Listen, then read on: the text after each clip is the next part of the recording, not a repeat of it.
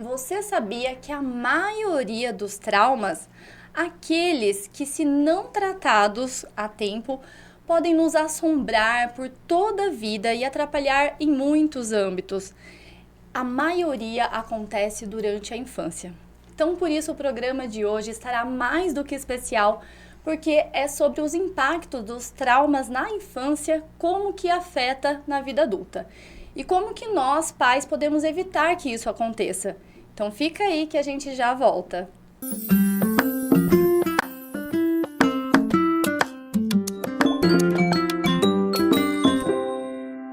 Uma proposta diferenciada, a Escola Primeiros Passos entende a criança como um ser que precisa se desenvolver por completo, em toda a sua integralidade. Por isso, nossa escola é focada apenas em educação infantil, atendendo crianças dos 4 meses aos 6 anos de idade, além de oferecer acolhimento, cuidado e segurança. Levamos em consideração o desenvolvimento dos pequenos nos âmbitos biológico, cognitivo, emocional e social, inserindo em nossa grade aulas de musicalização, aulas de inglês a partir dos 2 anos de idade, aulas de robótica, projetos de saúde e aulas extras de balé e judô. A escola que integra o melhor dos 2 mundos, cuidado e educação. Primeiros Passos Educação Infantil, onde a infância acontece. O Alas Instituto Musical foi fundada por Marquinho Alas, músico e professor de música desde 1985. A escola de música atende alunos a partir dos 3 anos de idade, com aulas de guitarra, baixo, bateria, viola caipira, ukulelê, cavaquinho, teclado, piano e canto. Além das aulas, a Alas Instituto Musical é também uma loja e oficina de instrumentos musicais. Oferecemos os melhores instrumentos do mercado através de uma cuidadosa curadoria feita pelo luthier Marquinho Alas. Venha para a Alas Instituto Musical e abrace o poder da música dentro de você.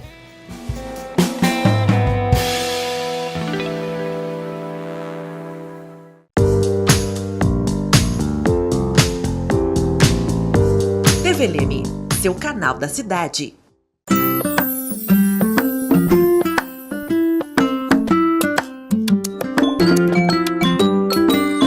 Olá, seja muito bem-vindo, muito bem-vinda a mais um programa Infância em Foco. O programa de hoje está mais do que especial, diferente de tudo que já abordamos até esse momento. Porque nesse programa nós trataremos sobre os impactos que os traumas que acontecem na infância podem reverberar por toda a vida adulta dessa criança. E como que nós, pais, podemos evitar para que isso aconteça? Para isso, estou aqui agora com uma convidada mais do que especial. Ela que é psicóloga da abordagem sistêmica e especialista em terapia familiar e de casal. Elídia Rocha, seja muito bem-vinda ao programa e reforço a satisfação de te receber aqui hoje para a gente abordar esse tema que é tão importante, né? A satisfação é toda minha, Mara. Gratidão pelo convite. Eu penso que esse assunto precisa chegar aos lares para que a gente amenize os impactos dos traumas na vida adulta. Com certeza, Elídia. A gente vai ter muito o que falar aqui. Eu tô até tendo que me policiar, tô pensando aqui como que eu faço, porque eu queria conversar tanto com a Elídia hoje, a gente vai respeitar o tempo, mas vamos direto aqui aos assuntos mais importantes. Só que antes da gente se aprofundar nesse tema que é tão importante, descobrir sobre os traumas, eu considero válido a gente explicar neste momento também o que é de fato o trauma. Por que que eu faço essa pergunta que por um olhar pode parecer um pouco óbvia até? Porque às vezes pode haver uma confusão do que é trauma e daquilo que é frustração. E se a gente não cuida disso, pode negligenciar, por exemplo, colocar limites nas crianças, que também é algo importante para eles. Por isso que eu falo, vamos primeiro entender de fato o que é trauma, para depois a gente conversar sobre isso, de fato. Ok. Trauma é uma resposta emocional, duradoura, intensa, sobre algum momento, algum episódio, alguma situação estressante que a criança ou até o adulto não dá conta de lidar com o que aconteceu. Instala um trauma. Certo. E a gente falando de criança, tem alguma fase, alguma idade em que é mais perigoso disso acontecer, que pode se instalar de forma mais permanente, esse trauma? O trauma não é previsível, não tem como preveni-lo. O trauma acontece desde a gestação. Existem muitos traumas intrauterinos. E depois, na primeira infância, até mais ou menos os 6 anos, estão instalados em nós os maiores traumas da nossa vida. E como que eles acontecem? Quais são os principais traumas, por exemplo, que você recebe hoje na vida adulta, ali no seu consultório, e que você consegue, com aquilo, identificar de onde que vieram, quais são os principais que você recebe ali, como que eles surgem? E como que a gente pode evitar isso na infância, nós pais, cuidarmos dessas crianças, das nossas atitudes também para que isso não ocorra? Alguns traumas são bem conhecidos e ouvimos sobre eles o tempo todo. São traumas psicológicos, que é quando principalmente um adulto diminui, exclui, evita a criança. Tem os traumas de abusos de todos os tipos, né? São agressões, violências, tem os abusos sexuais, tudo isso gera muito trauma na criança. Tem trauma de quando a criança assiste a alguma violência doméstica, né? Tudo isso gera muito medo, muita insegurança de ir para a vida adulta. Temos traumas de criança que sofre bullying na escola, isso reverbera na vida adulta também. São inúmeras fontes, inúmeros tipos de traumas. Esses a gente vê, a gente assiste, a gente conversa com pessoas que passou e a gente vai ajudando essa criança a lidar com isso. Mas existem também os traumas que a gente não vê, que a gente não entende como é possível isso acontecer. Então dá pra gente falar um pouquinho dos dois tipos, porque os tipos que a gente não vê como pode ser tido como trauma, que vai formar os nossos traços de caráter, as nossas características, eles reverberam no nosso comportamento adulto de uma forma muito forte. Então dá pra gente falar um pouquinho dos dois tipos. Por onde você quer começar? Vamos lá. Quais são os dois tipos? Tem trauma que a gente vê, a gente sente que a criança está sofrendo. Então, a gente não tem como mensurar aquela dor. Mas uma criança que passou por abusos psicológicos, abusos emocionais, abusos sexuais, é notório, é visível que aquela criança tem uma dor intensa na qual ela não sabe lidar, ela não dá conta. Então, dá para tratar esse trauma. Eu não diria que esses traumas têm cura, são dores que farão parte da vida dessa pessoa para sempre. Na terapia, a gente trabalha como lidar com o que aconteceu, fazendo que sejam vistos, né, essas marcas, essas dores. Na terapia, a gente faz com que isso seja visto como parte da história. Então, eu não sou psicóloga infantil, mas por ser psicóloga familiar, eu estudo muito o desenvolvimento humano, desde o ventre. Eu acompanho casos de adoção para trabalhar também os traumas que essa criança trouxe da família de origem, né, para ser acolhida de uma forma mais doce pela família que adota. Criança adotiva carrega muito trauma da sua origem. E alguns traumas do dia a dia, que são esses de violência, de abusos, é mais fácil a gente identificar. Nossa, aquela criança sofreu bullying na escola, ela deve mesmo ter algumas dores, vamos olhar para isso. Então, é direcionável as questões, é direcionável, dá para direcionar tanto a família quanto o terapeuta que vai cuidar dessa criança para essa dor, né? Para conversar sobre, para entender algumas questões. Esse é um trauma, é um tipo de trauma. Tem os traumas intrauterinos, que é muito difícil a pessoa saber, não tem como, mas isso reverbera nos comportamentos que ela traz para a vida adulta. E tem os traumas que formam o nosso jeito de lidar com a vida, é o nosso jeito de funcionar. Cada um de nós é como é ao sentir a vida, ao sentir o mundo, ao conversar com pessoas, ao lidar com a vida, por conta de alguns traumas que viveu lá na infância, desde o ventre até mais ou menos os 6 anos de idade.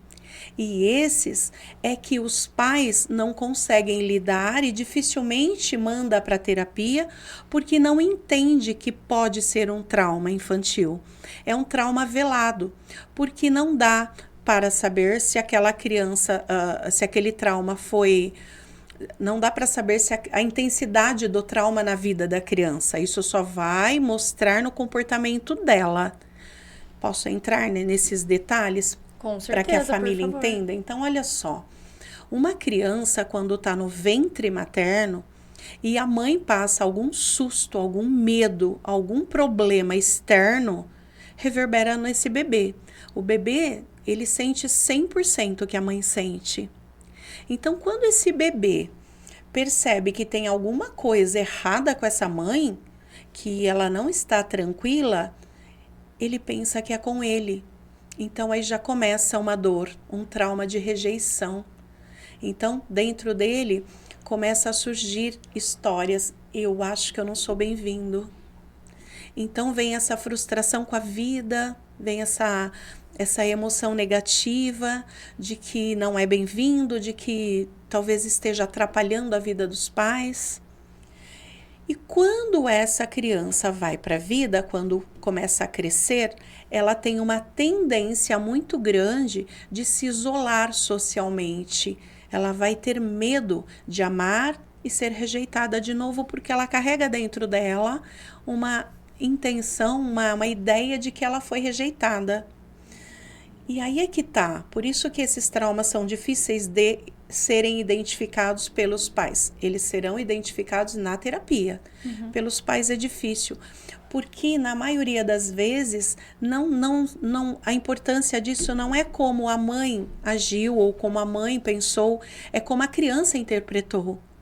Na maioria das vezes, a criança que carrega esse trauma, ele não é verdadeiro. A mãe não estava com problema em relação à criança. A criança era bem-vinda, o problema era externo. Então, é como a criança interpreta o mundo que pode fazer ela não dar conta de lidar com esse estresse do que está acontecendo, que gera um trauma. Então, esse é um item. Essa criança que teve trauma de sentir-se rejeitada, e não necessariamente foi, ela vai ser uma criança com um perfil, com um corpinho magrinho. É uma criança que não vai gostar muito de comer, não vai gostar de abraço, não vai gostar de beijo. Não tem muita força no corpinho para fazer educação física na escola, não gosta de educação física. Então, o que aconteceu, como a criança sentiu, vai moldar o seu comportamento na infância e na vida adulta.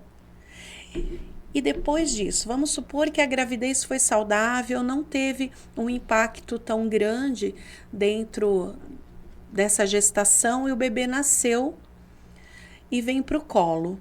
Tem uma possibilidade grande de algumas crianças sofrerem trauma ali. A criança, quando está sendo amamentada, Mara, ela precisa do alimento para o corpo físico e precisa do alimento psicológico. E como é que a mãe dá esse alimento psicológico? Olhando no olhinho da criança. Dizem que o olhinho é a janela da alma. E nesse caso pode ser sim.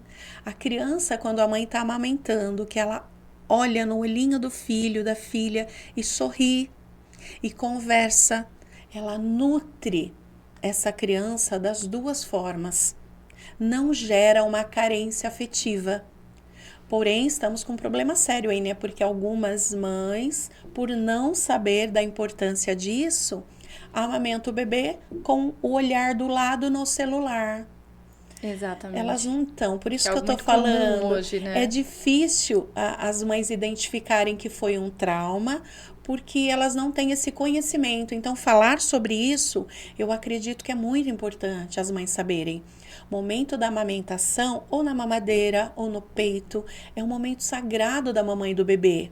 A mãe precisa se dedicar esse tempinho, né, da amamentação para olhar no olho do bebê, para sorrir, para fazer um movimento de pele com pele, continuar trabalhando essa ocitocina, que é um hormônio do amor, né? Pele com pele é muito bom, neném no colo, mamando na mãe, já é muito bom, mas precisa desse contato bem aprofundado para o bebê sentir que ele é importante, que ele é bem-vindo, que ele é amado. Eu até me recordo que quando o meu filho era bem bebezinho, eu vi um estudo que dizia que quando a gente dá beijinho na testa deles, eles sentem, ali é liberado vários hormônios bons para essa criança, ele tem um sono melhor, ele fica mais calminho, é mais difícil de ter o choro da cólica, por exemplo, causa um monte de... E eu vivia dando beijinho na testa dele, que é uma delícia, né? Aquele cheirinho gostoso que eles têm. Falei, então tô no caminho certo. Sim. E o que pode acontecer com a criança que vive esse trauma de não saber lidar com essa dor do abandono? Tem bebê que está no colo da mãe, mas sente-se abandonado. Então, não só no colo, mas algumas mães que deixam o bebê no quarto e o bebê chora, né? E a mãe tem o que fazer. Se as mães soubessem que colocar o bebê no carrinho e trazer para o cômodo que ela está, ajudaria muito. Porque o bebê, ele sente a energia da mãe se distanciando. Ele sente, e aí vem a dor do abandono. Então, quanto mais perto de alguém, principalmente da mãe, melhor para os bebês. O bebê não tem que ficar isolado, não tem que ficar longe, né? Ele começa com a dor do abandono. Então, o bebê que não se sente nutrido, olho no olho, pele na pele, abraço, cheiro, conversa, riso. O bebê que não recebe a comunicação, principalmente da mãe, ele começa a ter a dor do abandono dentro dele. Então, a tendência é que ele comece a chorar para receber esse afeto. Então, o bebê chora e a mãe pensa, ele está com fome. Tá com fome, é verdade. E ela dá comida. E aí, o bebê não está com fome, mas ele pensa, é a única maneira de eu estar aqui pertinho, de eu estar no colo. Então, ele come. Ou seja, ele sempre vai aceitar E ele o vai... leite materno. Ele vai associar esse leitinho, que para ele é a comida dele, às emoções. Se eu tô triste, vem comida. Se eu tô bravo, vem comida. Eu tô irritado, vem comida. Eu tô feliz, vem comida. E aí ele cresce, o que acontece? Ele vai buscar comida para satisfazer, para aliviar as suas dores e as suas emoções. Então vai ser o adulto obeso, vai ter o sobrepeso. Elidia, todo sobrepeso é gerado nisso, né? Dessa forma? A maioria sim.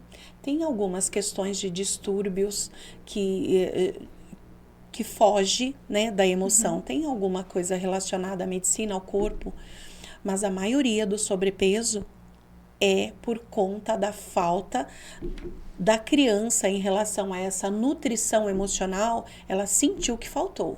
Então, ela vai ser um carente afetivo. Vai ser a pessoa que, né, vai ser os gordinhos. Você pode perceber que a estrutura do corpo do gordinho tem assim uma boca entreaberta, parece que está buscando a mãe, está buscando aquela nutrição a vida toda. É o tempo todo buscando se aliviar com a comida.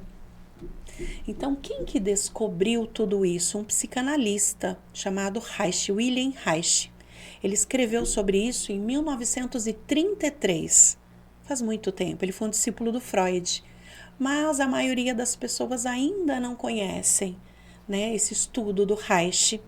E é um estudo assim, importantíssimo, deveria ser trabalhado nas creches, para que até as cuidadoras soubessem, né, a importância de cada período da criança, porque cada período pode desenvolver um grande trauma ou não, ou um trauma leve que não vai trazer consequências negativas.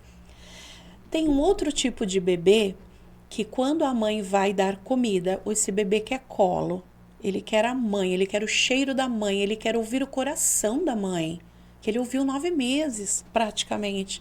Quando desenvolveu a audição, ele já começou a ter contato com aquelas batidas e de repente é tudo tirado dele. Então esse bebê, ele procura a mãe 24 horas por dia para ele não se sentir sozinho. Tem um tipo de bebê que a mãe vai dar a comida para ele, achando que ele está chorando de fome, e ele faz assim. Ele quer dizer, não é isso que eu quero. A mãe insiste, insiste. Não, tá chorando, tá com fome, porque não tem dor. Tá sequinho, não fez xixi. É fome. E não é. É carência, quero colo, eu quero a minha mãe. Ela ficou grudada comigo 9 meses. E agora, cadê minha mãe?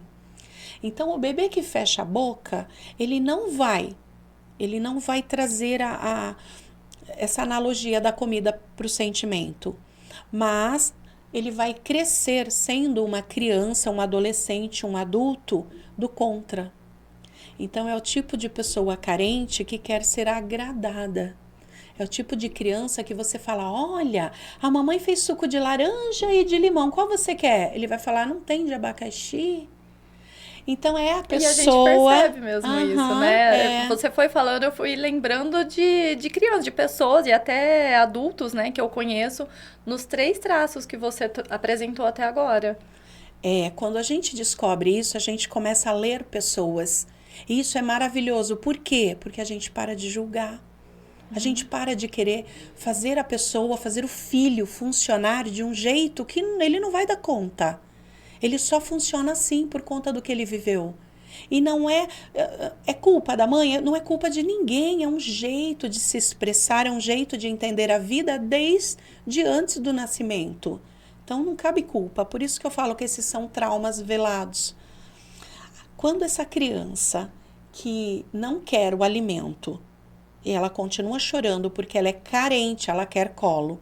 Quando ela cresce, vai ser aquele amigo que a gente fala, eu tenho uma festa SS, ela não quer nenhuma.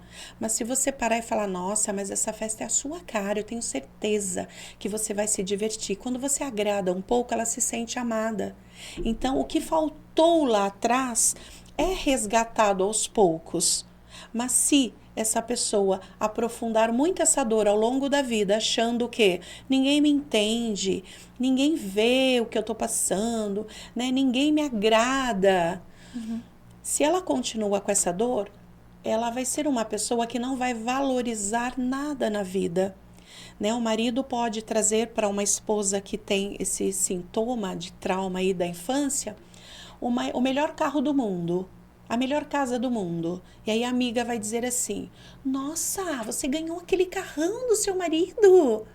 E ela vai dizer assim, mas não é a cor que eu queria. Nada tá bom. Nada tá bom. São amigos que a gente tem que é difícil agradar, porque você precisa ficar ali paparicando um pouco para nutrir um pouco aquele ser que sente-se seco de nutrição. Faltou. Mas faltou porque esse bebê achou que era necessário. O bebê, ele não sabe o que é necessidade e o que é vontade. Era vontade de estar no colo, de querer essa nutrição. E alguns bebês têm mais. Então, é que não tem como a gente mensurar o que você necessita e o que esse outro bebê necessita. Não dá pra gente decidir. Por isso que eu falo que são traumas difíceis da família identificar. Porque tem bebê que tudo bem ficar um pouquinho ali no colo e ir pro berço e ouvir musiquinha e ver luzes e tá tudo bem. E tem bebê que não, ele quer ficar 24 horas no colo da mãe. Não tem como a gente falar se é uma necessidade desse bebê. Não precisa, para ele precisa. E é como ele enxerga a vida que vai fazer como ele funciona na vida adulta. Então, se faltou nutrição da maneira que ele queria que fosse nutrido, ele vai buscar a vida inteira e ele não vai preencher. É um vazio que não se preenche, porque o que faltou lá atrás não vai preencher com o novo aqui da vida adulta. Então, são crianças que crescem e sempre acham que elas não são bem-vindas, que elas não são tão amadas. Alguns vão ser muito falantes, porque eles têm fome de pessoas. Eu quero que me vejam, eu quero que falem comigo. Então, tanto o gordinho quanto esse que fala bastante, que também teve a falta da nutrição emocional, são dois, é o único período da vida da criança que o trauma se divide em 2 tipos que leva para a vida adulta. É o gordinho, o oral, e é esse aí o oral da falta, que ele vai sentir falta a vida inteira de alguma coisa. Eu vou querer entender um pouco mais. Segura um pouquinho, eu vou chamar agora os nossos comerciais. Fica aí que olha que assunto interessante, hein? Não vai perder nada que a gente já volta.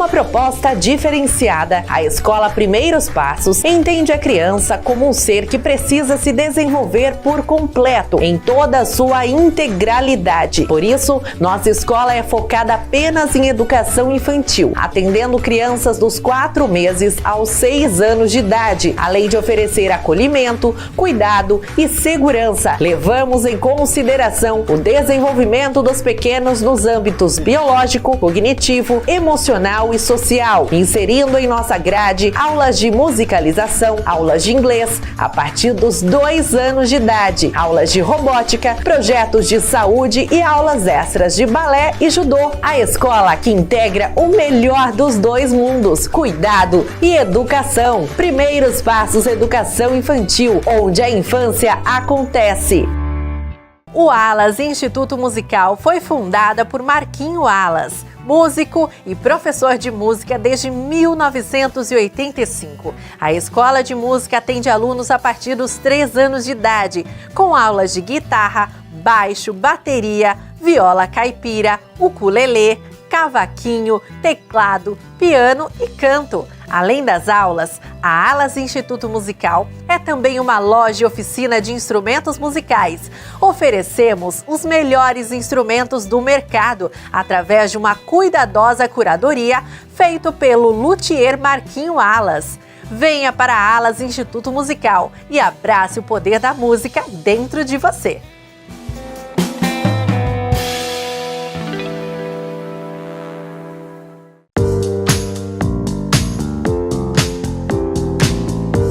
TV Leme, seu canal da cidade.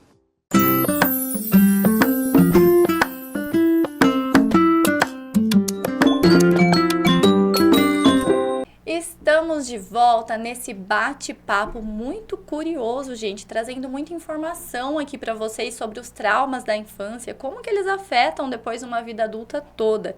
Então a gente já está conhecendo aqui com a Elídia, nossa convidada, como que funciona.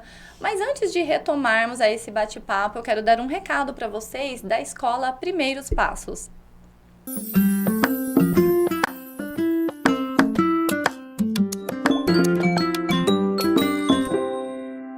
Uma proposta diferenciada, a Escola Primeiros Passos entende a criança como um ser que precisa se desenvolver por completo, em toda a sua integralidade. Por isso, nossa escola é focada apenas em educação infantil, atendendo crianças dos 4 meses aos 6 anos de idade, além de oferecer acolhimento, cuidado e segurança. Levamos em consideração o desenvolvimento dos pequenos nos âmbitos biológico, cognitivo, emocional e social, inserindo em nossa grade aulas de musicalização, aulas de inglês a partir dos 2 anos de idade, aulas de robótica, projetos de saúde e aulas extras de balé e judô. A escola que integra o melhor dos 2 mundos, cuidado e educação. Primeiros Passos Educação Infantil, onde a infância acontece.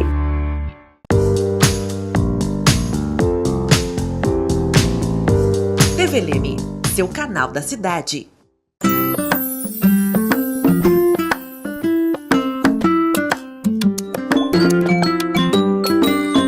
Como você pôde perceber aí de casa, a Escola Primeiros Passos é realmente uma excelente opção para você que quer ter os seus filhos matriculados em uma escola segura, um ambiente em que vai promover educação, desenvolvimento, enquanto as crianças se divertem. Primeiros Passos, onde a infância acontece.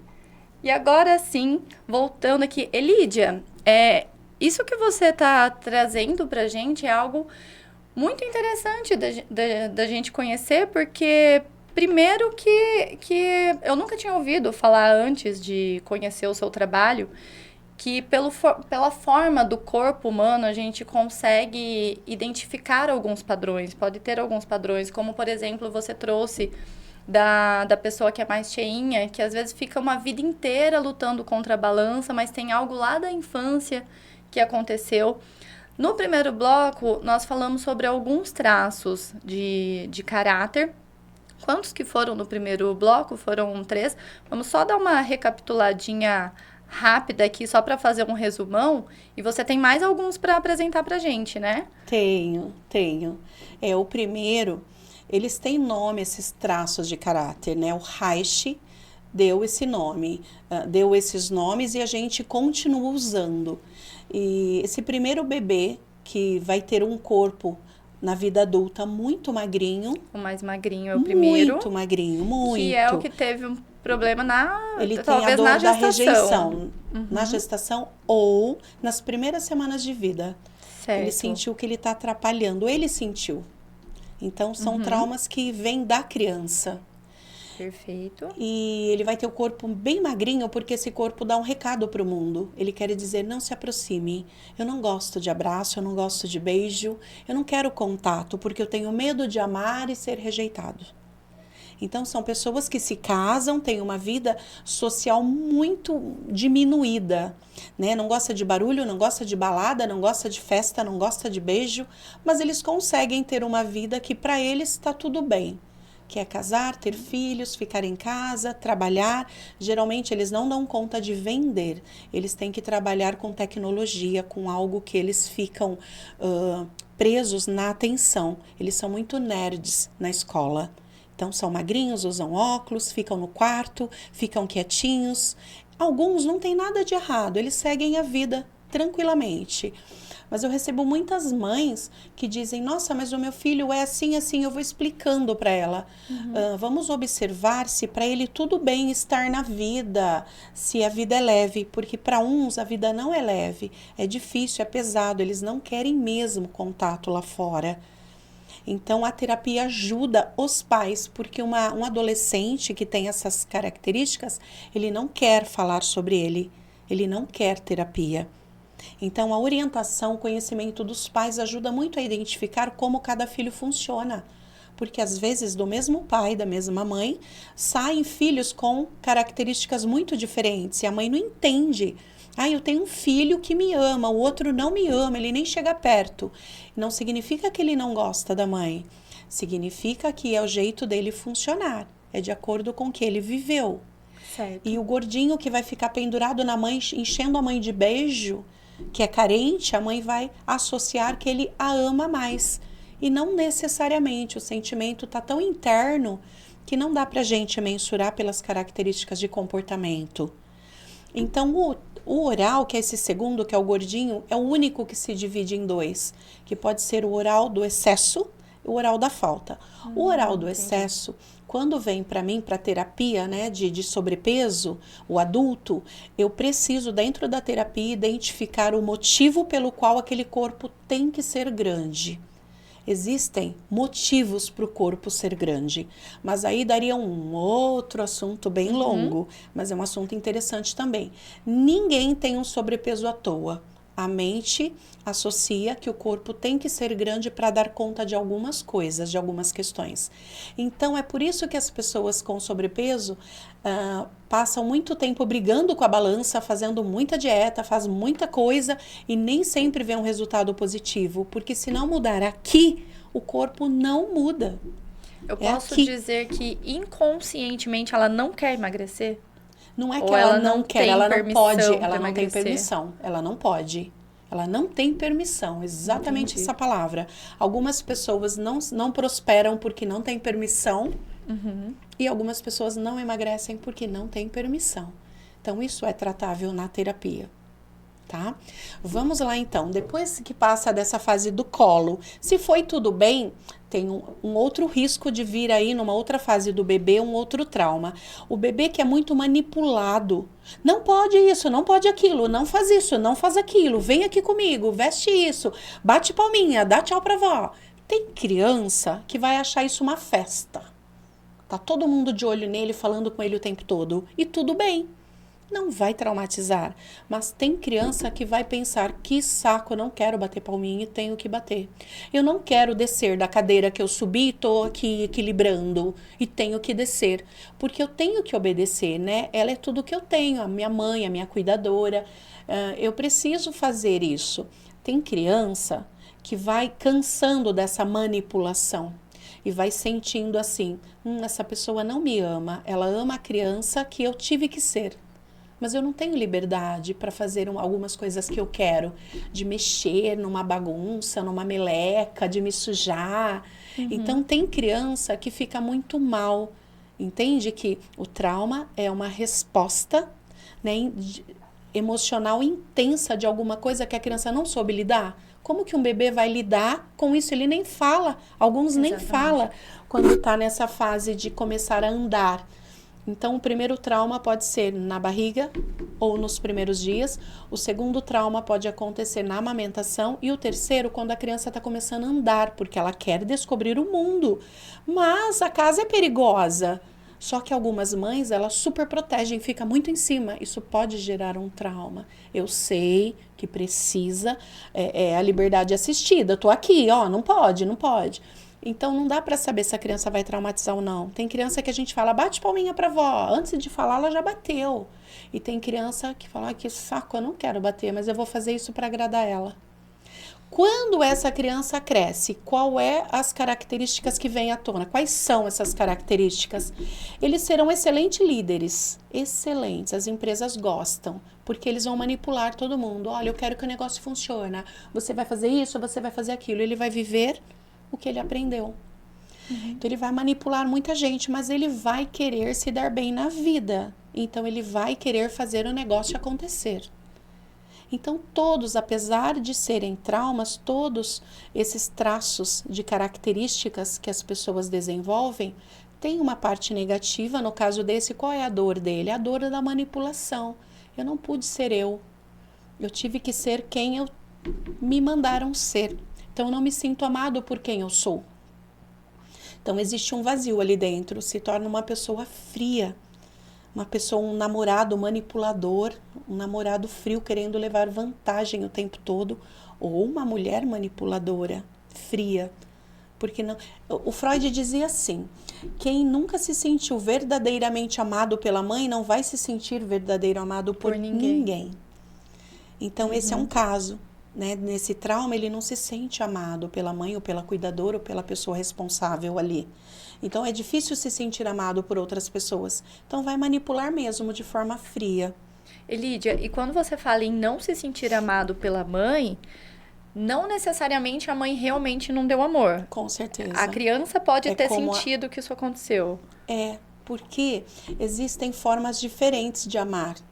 Esse é um outro tema bem bacana também, né? E cada um quer o seu jeito, né? Quer impor o seu jeitinho de amar. No mínimo, né? 5 linguagens do amor.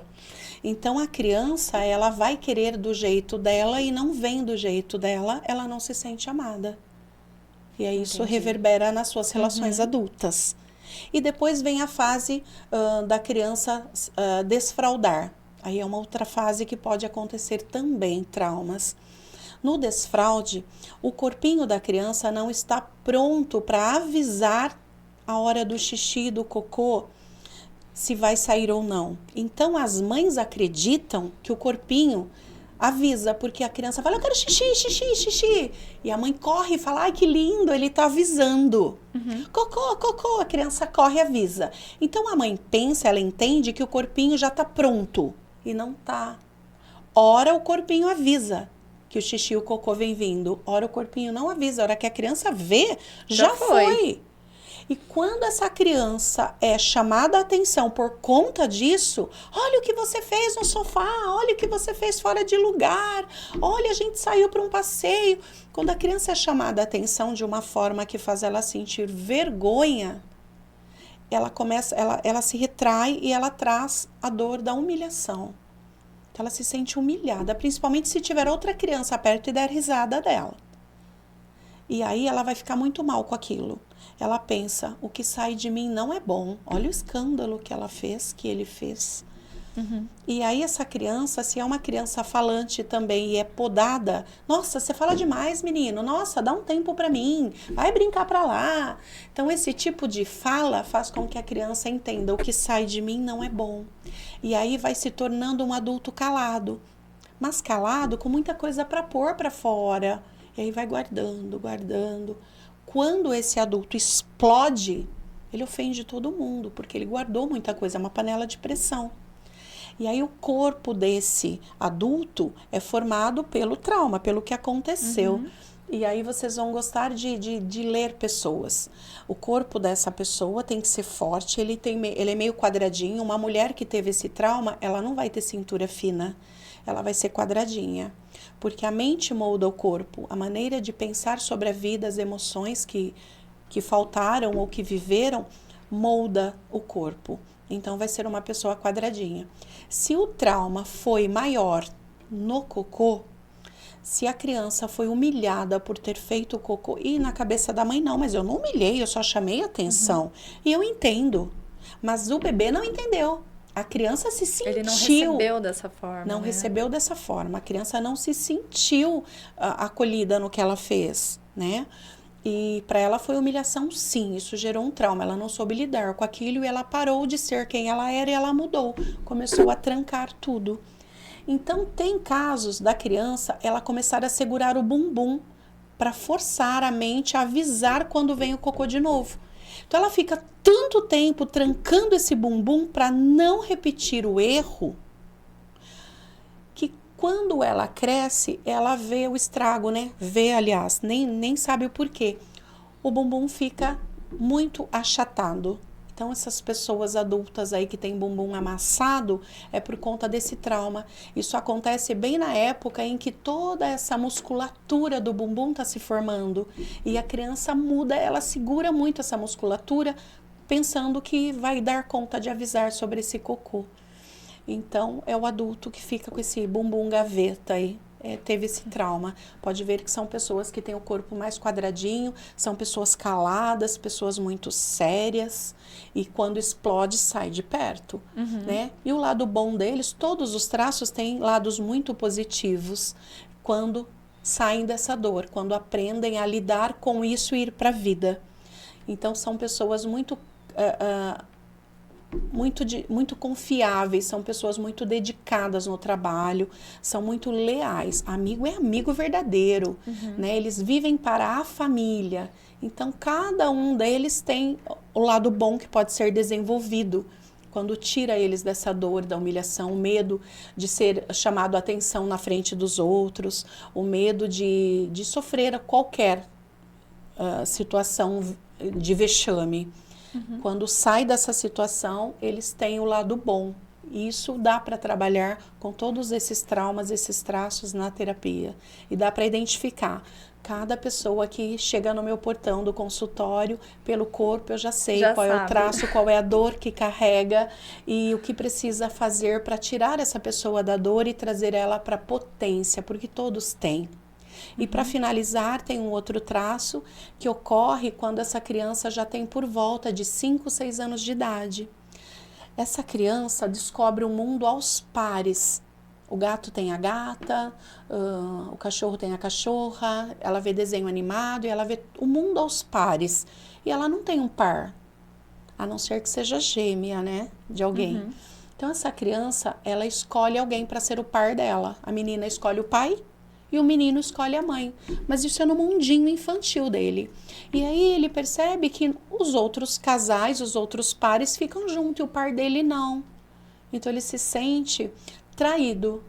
Se é uma menina, ela vai pensar, meu pai não ficou comigo, ele está lá com a minha mãe, ele está no trabalho e eu.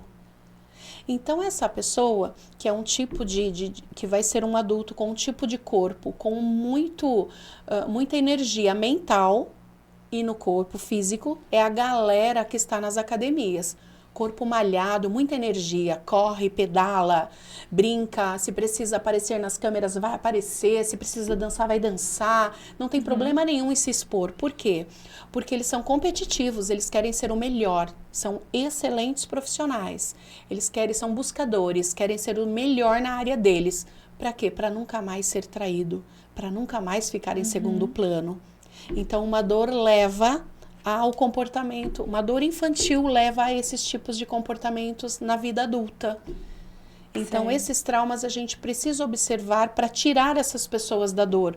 A dor da rejeição, a dor do abandono, a dor da manipulação, a dor da humilhação e a dor da traição. Cada um de nós carregamos todas essas dores, mas uma é mais forte, é mais intensa. E aí na terapia a gente trabalha isso, vamos tirar essa pessoa da dor e colocar ela na potência dela, porque por conta de uma coisa ela desenvolveu muito bem outra. Então por que não usar o outro lado, ser mais positiva? Perfeito, Lídia. Nossa, que aula, né? Tenho certeza que o pessoal de casa adorou. Quando eu falei, gente, que hoje seria realmente um programa diferente, uma abordagem que nunca foi vista e ouvida antes aqui, era sobre isso que eu estava falando. E para finalizar, Lídia, que a gente já está se despedindo aqui, mas assim, muita informação boa, muita coisa assim que abriu os olhos mesmo dos pais. Duas coisas que pode ficar aí como uma dúvida para eles, né? Que antes da gente se despedir, eu gostaria que você trouxesse isso para cá. A primeira delas você falou de algumas atitudes, de algumas coisas que podem acontecer ali na infância, né? Vou dar um dos exemplos só aqui. O exemplo do desfraude, que o pai, a dúvida que fica, será que o trauma vem por recorrência, ou seja, eu fiz isso várias vezes, então ele só vai traumatizar porque eu faço isso sempre, ou uma única vez, dependendo como for, já pode gerar esse trauma. Então, essa questão da frequência, do quanto isso acontece, eu falo porque assim, eu tô falando pais aqui, mas às vezes os pais não se lembram ou realmente nunca fizeram isso, mas pode ser que algum familiar querido, sem perceber, sem saber das consequências, porque nem a gente sabia de tudo isso, né? O quanto realmente afeta, pode ter feito. Então, essa frequência. E, por último, você dá uma explicação realmente desse acompanhamento, porque pelo que eu percebi, a maioria é inconsciente, a gente não sabe que tudo isso existe, não se lembra que isso aconteceu, se existe alguma fase melhor ali para que essa pessoa comece a fazer um acompanhamento e explorar também esses lados positivos que você trouxe, né? Que você fez essa abordagem. Então, é essa questão da frequência e uma melhor fase para poder explorar tudo isso da melhor forma. Sim, são perguntas bem importantes e bem interessantes. A frequência influencia sim. Se a criança foi humilhada uma vez e ela sentiu aquela dor da humilhação, e depois ela é acolhida nos outros momentos, ela vai sentir um alívio. Ai, não tem nada de errado comigo, foi só um acidente. Então tem isso, a frequência influencia sim, é como se fosse martelando a ferida. A ferida está aberta, vem outra, e vem outra, e vem outra. Entende? E daí cria-se uma casca de proteção. É uma couraça, né? O autor diz que a gente cria uma couraça de proteção, o Reich, para evitar que doa a vida inteira. Então, a gente tenta evitar que aconteça. Perfeito. Então, esse adulto da dor, da humilhação, do desfraude, ele vai fazer de tudo para não ser chamado a atenção em público. Ele vai fazer de tudo para que ninguém nunca aponte um erro dele. Então, ele vai fazer de tudo para ser perfeito, para ser muito bom. E se apontar em público, essa pessoa provavelmente ela vai reagir. Ela vai ter uma reação agressiva. Ou se esconde e chora. Depende de cada um. Pode sair chorando, falando, putz, né, eu não tenho valor mesmo, ninguém nunca vai entender, olha como eu sofro. Eles têm um pouco de drama também, olha como eu sofro, ninguém viu que eu trabalhei a vida inteira, que eu peguei peso a vida inteira. Eles têm uma vida pesada por conta de querer dar conta e querer ser muito certinho. Então tem a explosão e tem a explosão em choro também, em lamento. Certo. Né? Então, na dor é difícil conviver com eles. E aí você fala também... a questão da fase, né? Se existe um melhor momento, eu imagino agora esses pais assistindo e falando assim, meu Deus, isso aconteceu. Eu lembro que eu tive uma gestação muito difícil, muito conturbada, e agora, o que que eu faço? Eu espero, tenho uma idade melhor para eu levar enquanto criança, ou quando tiver adolescente eu levo, que eu imagino que tenham essas dúvidas, né, angústias, se a criança está apresentando alguns sinais ou não, né? Os sinais você apresentou vários aqui, mas é essa incerteza de qual o melhor momento para começar um tratamento, uma terapia. Eu diria que o melhor momento é quando a criança, ou adolescente ou adulto, encontra-se numa fase de querer entender que tem algo errado. É quando essa pessoa traz uma queixa e não a mãe. Entendi. Ótimo. A mãe pode orientar. Filho, eu tô sentindo que você tem algumas questões, que você não tá contente, é impressão minha. A mãe pode fazer um diálogo, né? Porque às vezes a criança realmente não tá percebendo e tá achando que é normal. Mas falar, eu vou levar você porque tem algo errado, é uma invasão, né? A identidade, a privacidade dessa criança, desse adolescente. É preciso ver, olha, o que incomoda você, o que você sente que é diferente dos outros, dos demais, dos colegas. Então, nessa interação, a mãe vê se é a hora ou não. Porque ser levado a uma terapia sem querer não funciona. Pode até retraumatizar, pode até piorar. A criança pode trazer muita culpa. Nossa, acho que eu não tenho alguma coisa errada comigo mesmo. Às vezes não está pronta para se abrir, né? Isso. Então, a melhor coisa é o diálogo. Mas esse conhecimento, ele vai trazer uma clareza para as mães de que cada filho funciona de um jeito. Então, não adianta ela querer que o oral pare de falar, que o gordinho dela pare de beijar, de abraçar todo mundo, de ser o tagarela da sala de aula, de ter um time gigante no futebol. Ele vai ser, assim, o popular. Todo mundo gosta, porque é muita alegria, é muito toque, é muito beijo, é muito abraço. Então, tem muito gordinho que a mãe compara com o outro filho, mas o outro é outro padrão, ele funciona de outro jeito, ele não tem necessidade de tanto toque e nem de tantos amigos. E tá tudo bem, cada um funciona de um jeito. Então, a terapia, ela só funciona quando há uma queixa da pessoa a fazer a terapia e não de outro. Ninguém muda ninguém.